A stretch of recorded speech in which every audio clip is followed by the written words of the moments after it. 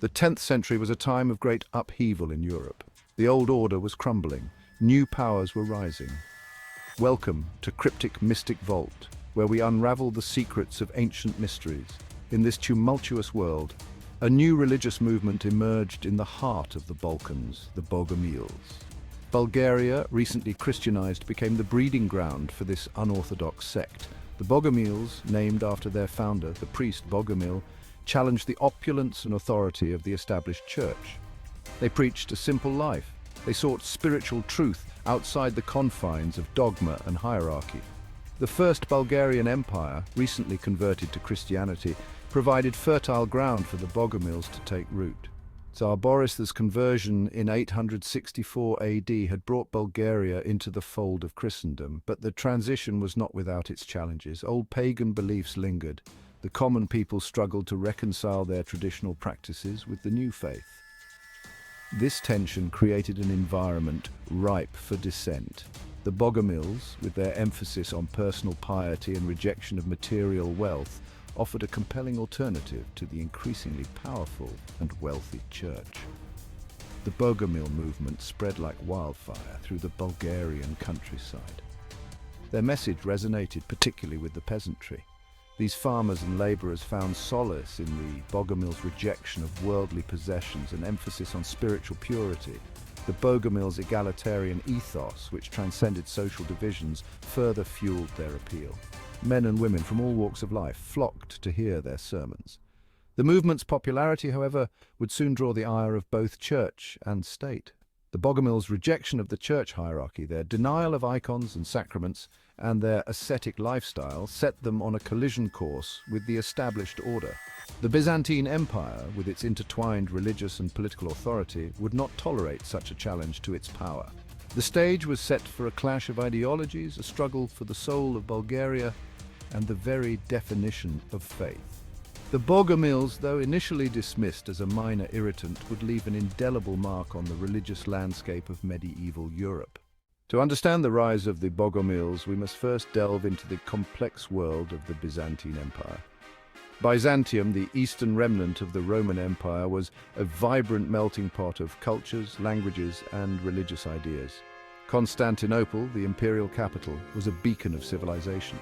Its towering churches, bustling markets, and renowned scholars drew visitors from across the known world. Christianity was the lifeblood of Byzantium. The emperor ruled not only as a secular leader, but also as God's chosen representative on earth. This intimate connection between church and state profoundly shaped Byzantine society. The Orthodox Church, with its elaborate rituals, hierarchical structure, and vast landholdings, wielded immense power and influence. Yet beneath this veneer of orthodoxy, a current of dissent simmered. The Byzantine Empire was no stranger to religious controversy. Throughout its history, various heresies challenged the doctrines and authority of the Orthodox Church. These dissenting voices, often fueled by theological disputes or social grievances, forced the Byzantine authorities to constantly defend and define the boundaries of orthodoxy. The Bogomils, with their radical interpretation of Christianity, emerged within this context of religious ferment. The Byzantine Empire, for all its power and grandeur, was also a place of intense religious fervor. Monasteries dotted the landscape. Ascetics and hermits sought spiritual enlightenment in the deserts of Egypt and Syria. Ordinary people engaged in heated debates about theological matters. This atmosphere of religious intensity, while fostering a deep devotion to faith, also created fertile ground for the emergence of new and sometimes unorthodox interpretations of Christianity. The Bogomils were not simply rebels against authority, they were products of their time, shaped by the same forces that had shaped Byzantine civilization itself. At the heart of the Bogomil movement lay a distinctive theology that set them apart from mainstream Christianity. The Bogomils were dualists. They believed in two opposing principles: a good God who created the spiritual realm and an evil God, often identified with the devil, who created the material world. This dualistic worldview shaped their entire understanding of the universe and humanity's place within it.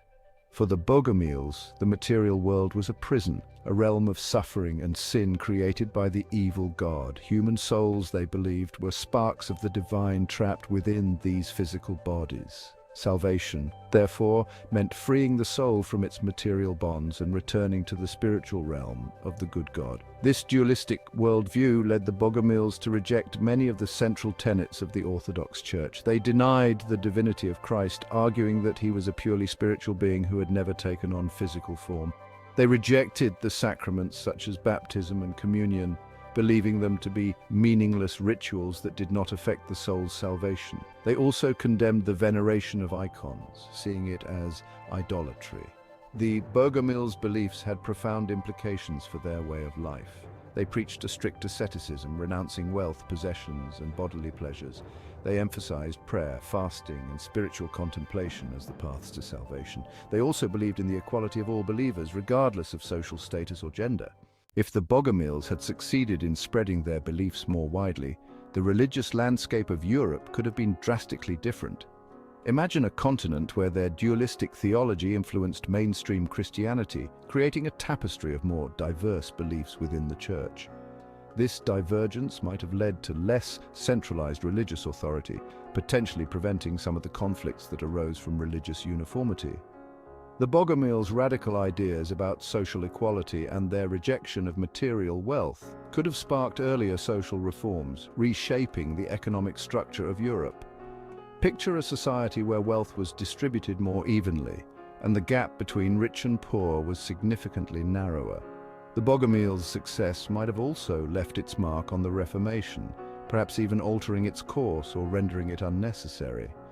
In this reimagined world, the legacy of the Bogomils would be one of pluralism and egalitarianism, a society where diverse beliefs coexist and the focus on spiritual rather than material wealth prevails. Such a world challenges us to consider the profound impact that a single movement can have on the course of history. The Bogomils may have vanished, but their vision of a more just and spiritually focused society remains a powerful reminder of what could have been. As we reflect on the Bogomils' story, we are reminded that history is not just a series of events, but a collection of possibilities, paths taken and not taken. The Bogomils, with their bold theology and revolutionary ideas, offer us a glimpse into one such path, a world that might have been, and in doing so, they continue to inspire us to imagine new possibilities for our own future. Don't forget to like, comment, share, and subscribe for more mind-blowing discoveries and thrilling adventures into the past.